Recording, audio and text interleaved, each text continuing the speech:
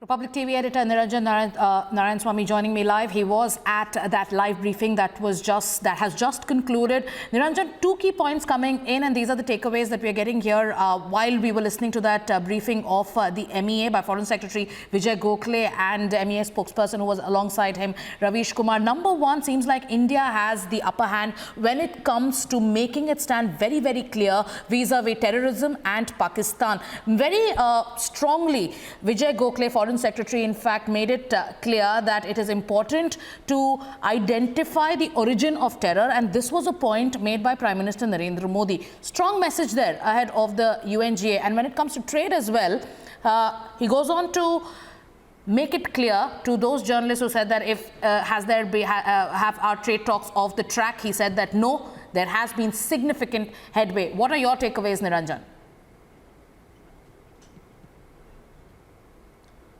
Well, I think a large portion of this news conference was spent on talking about India's stand on terror, India's fight against terror. He did, of course, make it clear, and I think the biggest takeaway that at least for me, from what the Foreign Secretary said, was that talks with Pakistan is not on the table right now.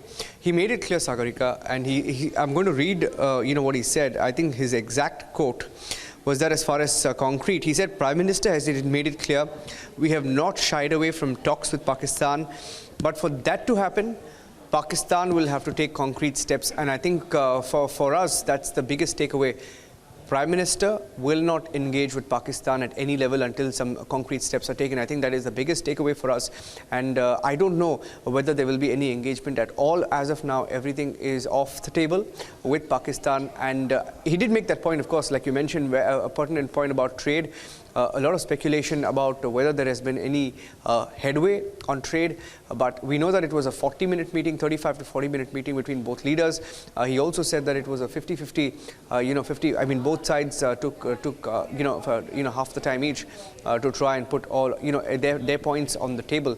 And he made it clear that as far as trade talks are concerned, it hasn't really derailed. It is still on, and it would be wrong to say that no headway has been made. But significantly, the Prime Minister, in his opening statement, when he met US President Donald Trump and when they addressed the media at the joint briefing, he did mention about the energy deal, the $2.5 billion deal, and job creation on both sides. And I think that's a start. Talking about how, as far as trade goes, it's not something that you can strike on the table. It's a process, it's a dialogue process, and it's in the works. Talking about how this is going to be an affair that will last for a long time. Trade talks will continue, and they will see what both sides can bring to the table in the next couple of years. I think this is these rather are the two biggest takeaways. He did, of course, talk about Pakistan and Pakistan being the terror epicenter. Talking also about the different attacks that have been launched from Pakistan soil, from Pathankot to Pulwama, talking about the heart of terror and how there is a need to urgently address that issue at a global stage. And I think, Sagarika, that is something that we need to highlight again and again, because as far as India is concerned, we have had irrefutable proof against Pakistan and its role in launching, in planning and launching these attacks on Indian soil. And that is something he reiterated again and again. And that is also something that they brought to the table with US President Donald Trump in their discussions about fighting terror. And at the heart of it, of course, is Pakistan. And Niranjan, like you were in fact mentioning, a large portion of this news conference that was held by the MEA was focused around terror and the points that India made. Some key words that we could also highlight for our viewers are the fact that India expects concrete action from Pakistan. Now, what is this concrete action? When asked a question, Foreign Secretary Gokhale said that these points, what we expect from Pakistan has been made clear to Pakistan, and for any kind of talks to happen, we expect Pakistan to take those concrete steps, which it isn't taking. So seems like India has set the tone ahead of UNGA, isn't it, Niranjan?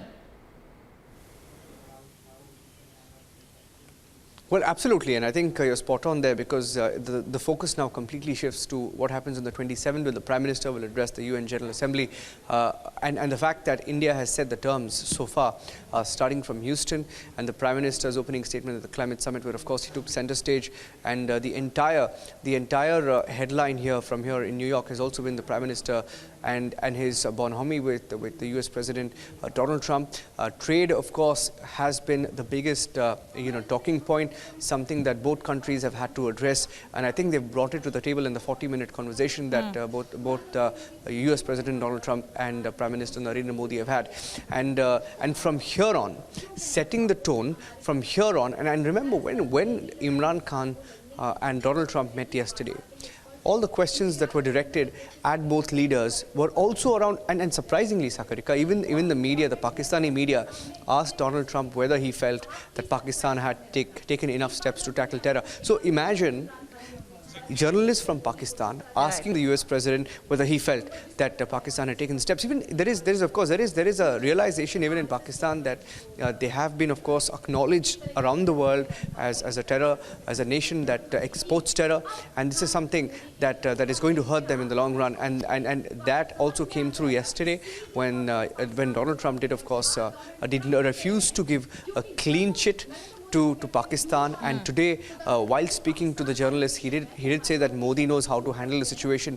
Modi will handle the situation. He tagged Pakistan with Iran and said that Iran and Pakistan are two countries. He said Iran would be on top of that list, but he did not take Pakistan off that list. And here India has set the tone. The Ministry of External Affairs and the Foreign Secretary talking about how, one, we have enough proof placed on the table. Two, we have raised it with the US. And three, talking about how Pakistan will have to take concrete action. Asked a specific question what this concrete action was. They did say that some action points have been shared. No marks for guessing what these action points could be. We know who launched the Pulwama attack, who carried out the Pulwama attack. We know who carried out Pathankot, and of course, till Masood Azhar, till Hafiz Saeed and the terror masterminds who are sitting on Pakistani soil, till they continue to operate from Pakistan, it is going to be tough for any talks or any kind of talks to resume between India and Pakistan. Sagarika, in the course of the last 3 to 4 weeks, we've been bringing you reports and also proof that has been put out by the army as well of terror pads that are active in Pakistan-occupied Kashmir. We brought those pictures, remember, of different terror groups at different launch pads, and the army has also put out those videos showing proof of how Pakistani terrorists tried to infiltrate with the help of the Pakistani army. There was a drone video as well. So as far as proof is concerned, I think India has proactively made it a point to ensure that they also put out that proof in the public domain, a stand and a move that we haven't seen many times in the past. It's something that the army is continuing to do aggressively, more aggressively now in fact, and all of this is now in the public domain. So hopefully this will make India's case stronger than ever before. Sagarika. Absolutely. So Niranjan, a 40-minute briefing with equal focus on both trade and terror. You told our viewers about how the focus was completely on terror and how India has set the terms when it comes to the fight against terror. It is now leading the fight in the larger battle, the larger global battle against terrorism, and it is in fact showing the way to world powers as well. Now, when it comes to trade, Niranjan, there has been a constant reiteration from the MEA that there has been a significant headway. The talks have been very, very positive, and the Indian side is optimistic. Tell our viewers about that, Niranjan.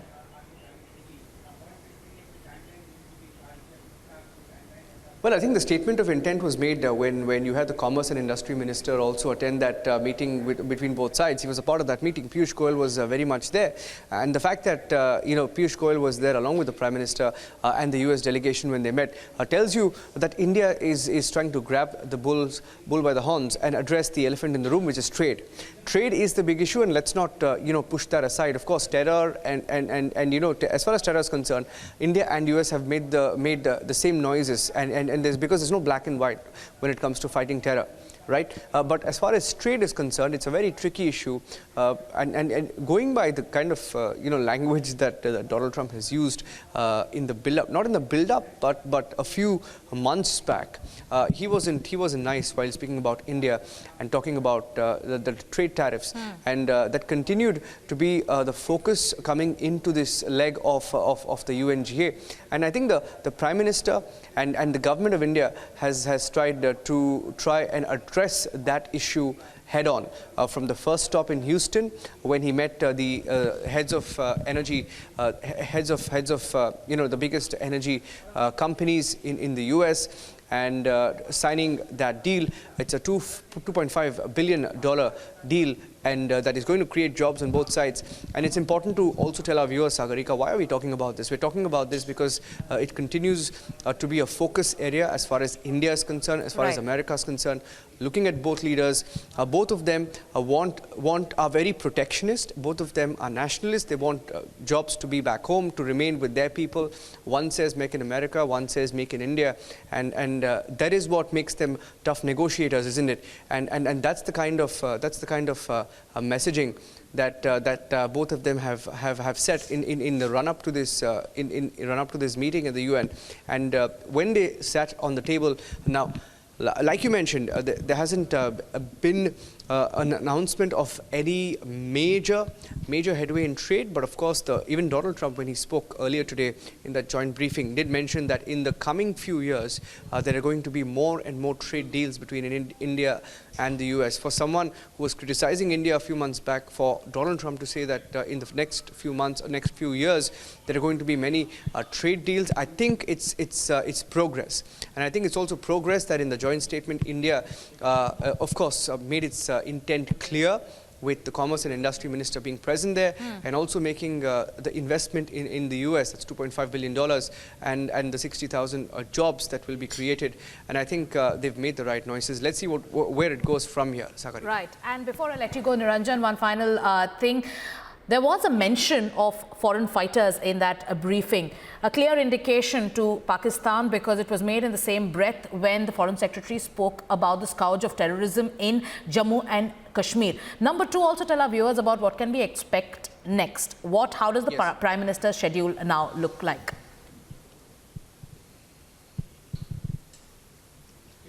Okay, so breaking down into two parts. The first part of your question, talking about terror, foreign terror in Kashmir.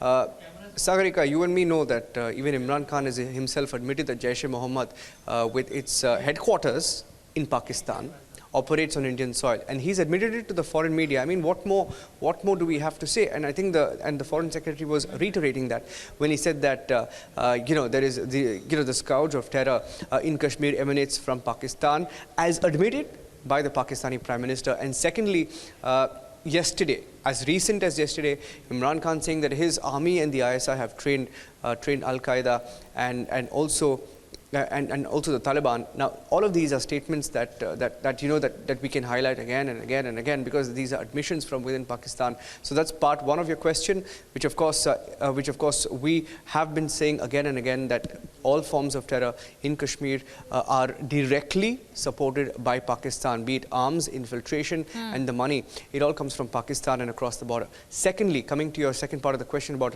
how the Prime Minister's schedule looks next, of course, he will be at the Gandhi at 150 event in a few hours from now. And after that, he will pay his tribute to the Mahatma.